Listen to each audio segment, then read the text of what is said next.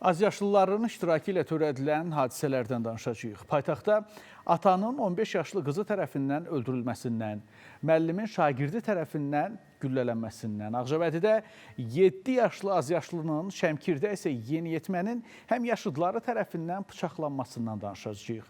Son 2 həftə ərzində azyaşlılar tərəfindən törədilən hadisələrin statistikasını sizə təqdim etdik. Mütəxəssislər həyəcan təbili çalırlar. Günahkar yoxsa səbəbkar axtarılmalıdır. Mövzu ilə bağlı əməkdaşımız Rəşad Vəkiloğlu danışacaq.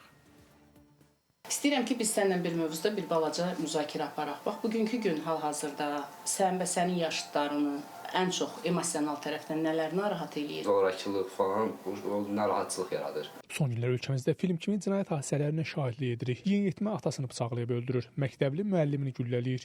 Bu azyaşlıların iştirakı ilə qeydə alınan hadisələrin bir hissəsidir. Kimdir günahkar? Valideyn, övladı yoxsa təhsil müəssisəsi?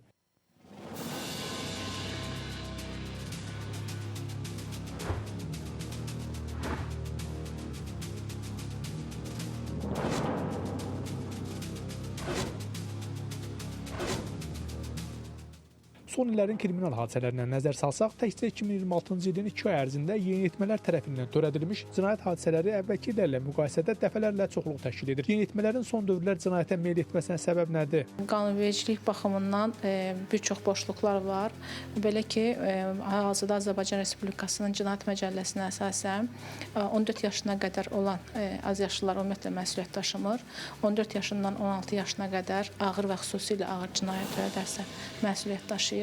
Azyaşlıların ömürlük azadlıqdan məhrum etmə cəzası da tətbiq olunmur. Qanunvericilik azyaşlıların cəzalanmasına deyil, təlim-tərbiyə olaraq cəmiyyətə yararlı övlad kimi yetişməsinə xidmət edir. Mütəxəssislər deyir ki, məktəb cəmiyyət arasında ən təhlükəsiz mühitlərdən biri kimi qəbul olunsa da, son illərdə yeniyetmələr arasında artan hüquqa-zidd davranışlar və cinayət halları ciddi narahatlıq doğurur. Bəs həqiqətən də azyaşlıların iştirakı ilə baş verən bu kimi hadisələr bir sıra sosial, psixoloji və ailəvi amillərlə əlaqəlidir. Valideyn mütləq öz övladının hər hansı bir xoşa gəlməz davranışı haqqında mütləq mütəxəssislərlə məsləhətləşməlidir. Uşaqlarının erkən diaqnoz vasitəsilə onları narahat edən psixoloji problemləri aradan qaldırmağa köməklik göstərə bilərlər. Millət vəkili Mehriban Vəliyeva isə hesab edir ki, yeniyetmələrin iştirak etdiyi cinayət hadisələrinin artması cəmiyyət üçün ciddi xəbərdarlıq siqnalı olmalıdır. Onun sözlərinə görə, belə hallar təkcə hüquq mühafizə orqanlarına deyil, bütün cəmiyyəti narahat etməli.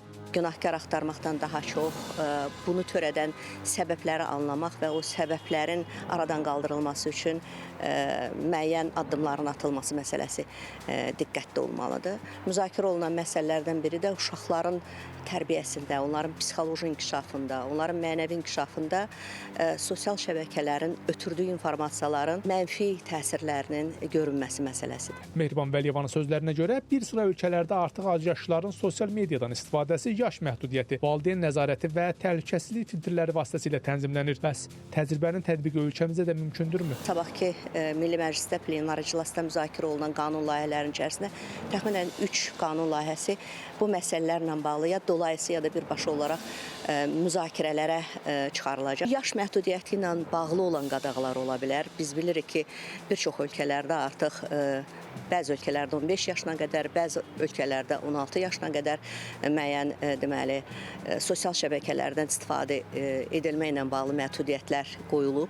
Qeyd edək ki, hazırda ölkəmizdə bir çox orta təhsil müəssisələrində şagirdlərin internetə çıxışı müəyyən icazələrlə mümkündür. Rəşad Vəkiloğlu, Pərviz İlqaroğlu, Space xəbər.